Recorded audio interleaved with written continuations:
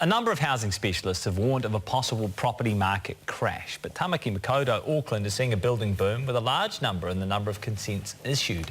So what is going on? Here to explain is Property Institute of New Zealand CEO Ashley Church. Morena, Ashley, good to see you. G'day, Jack. Why won't there be a crash in your eyes? Well, firstly, just to quickly refer to those figures that you mentioned with the housing consents in Auckland, there's been 12,845 consents issued in the last measured period, which is a 28% increase over last year and the highest figure since 2004. So that clearly indicates that even though we're in the bottom of the cycle, that there's a drive to supply those new homes that are required as that part of that 100,000 that we need essentially straight away. And that feeds into, as you say, what's happening to the market and why there is very, very unlikely to be a crash going forward. So at the moment, as always happens at this point in the cycle, there are a number of commentators who are starting to talk about the fact that there might be a crash because surely the market just can't sit flat, surely it must drop. And there's been figures touted around over the last 12 months. You might remember Arthur Grimes was talking about a drop of up to 40%. In fact, he was talking about forcing a drop of 40%. The reality is, Jack, that it's very, very unlikely that will happen, and there's a couple of reasons for that.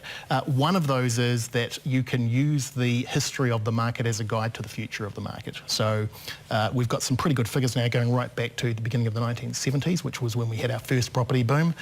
We had an increase in the market between 72 and 75, and then we had what was probably was the only crash in property values that we've had essentially in the last 45 or 50 years. The market dropped by 38% by 1975 to 1980, so by anybody's definition that was a crash. Yeah. Hasn't happened since. Interesting you mentioned definition, because that's probably an important point, isn't it? I mean, certainly the housing market in some parts of New Zealand has cooled over the last 12 months or so. Absolutely. It hasn't crashed. We haven't seen property prices plummet.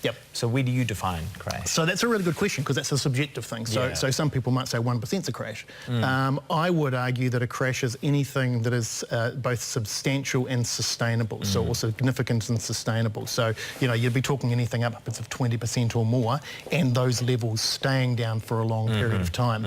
And there were places in the world where that happened after the GFC, in the States, and places like Detroit. You had values dropping by anything up to 90% and never recovering. Right, so why are these people warning of a potential crash? Oh, I think there's two reasons why people talk about that in a New Zealand context. The first one is a fairly large chunk of those people are saying it because they simply don't know any better. They're looking at what's going on, they're being scared by what's happening in the marketplace, they're hearing all of this stuff and they're saying, well, surely the market must be about to tank as a result of that.